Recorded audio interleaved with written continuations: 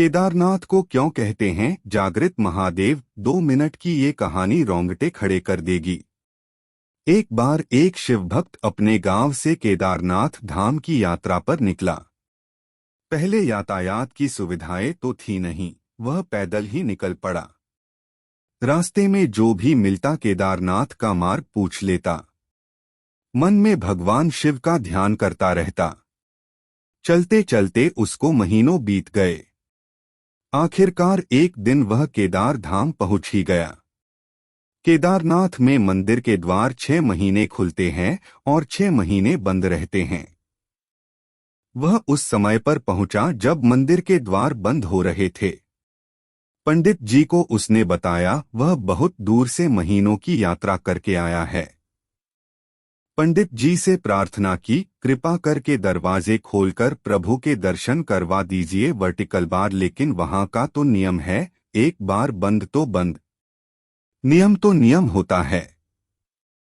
वह बहुत रोया, बार बार भगवान शिव को याद किया कि प्रभु बस एक बार दर्शन करा दो। वह प्रार्थना कर रहा था सभी से, लेकिन किसी ने भी नहीं सुनी। पंडित जी बोले, अब यहाँ 6 महीने बाद आना। 6 महीने बाद यहाँ के दरवाजे खुलेंगे। यहाँ 6 महीने बर्फ और ठंड पड़ती है। और सभी जन वहां से चले गए।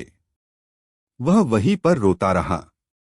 रोते रोते रात होने लगी, चारों तरफ अंधेरा हो गया। लेकिन उसे विश्वास था अपने शिव पर कि वो जरूर कृपा करेंगे। उसे बहुत भूख और प्यास भी लग रही थी। उसने किसी की आने की आहट सुनी।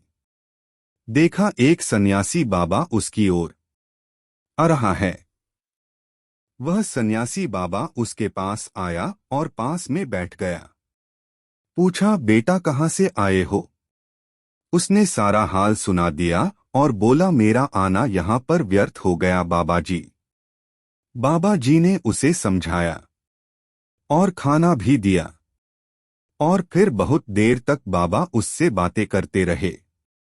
बाबा जी को उस पर दया आ गई। वह बोले, बेटा मुझे लगता है सुबह मंदिर जरूर खुलेगा, तुम दर्शन जरूर करोगे। बातों बातों में इस भक्त को ना जाने कब नींद आ गई। सूर्य के मध्यम प्रकाश के साथ भक्त की आंख खुली। उसने इधर उधर बाबा को देखा, किंतु वह कहीं नहीं थे। इससे पहले कि वह कुछ समझ पाता, उसने देखा पंडित जी आ रहे हैं अपनी पूरी मंडली के साथ। उसने पंडित को प्रणाम किया और बोला, कल आपने तो कहा था मंदिर 6 महीने बाद खुलेगा और इस बीच कोई नहीं आएगा यहाँ, लेकिन आप तो सुबह ही आ गए। पंडित जी ने उसे गौर से देखा, पहचानने की कोशिश की और पूछा, तुम वही हो जो मंदिर का द्वार बंद होने पर आए थे, जो मुझे मिले थे? 6 महीने होते ही वापस आ गए। उस आदमी ने आश्चर्य से कहा, नहीं, मैं कहीं नहीं गया। कल ही तो आप मिले थे, रात में मैं यहीं सो गया था, मैं कहीं नहीं गया। पंडित जी के आश्चर्य का ठिकाना नहीं था। उन्होंने कहा, लेकिन मैं तो 6 महीने पहले मंदिर बंद करके गया था और आज 6 महीने बाद आया हूं। तुम 6 महीने तक यहाँ पर जिंदा कैसे रह सकते हो?